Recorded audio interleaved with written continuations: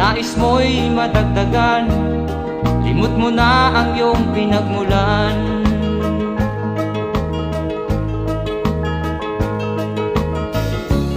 Bakit nga ba ganito? Ang tao'y walang kasiyahan.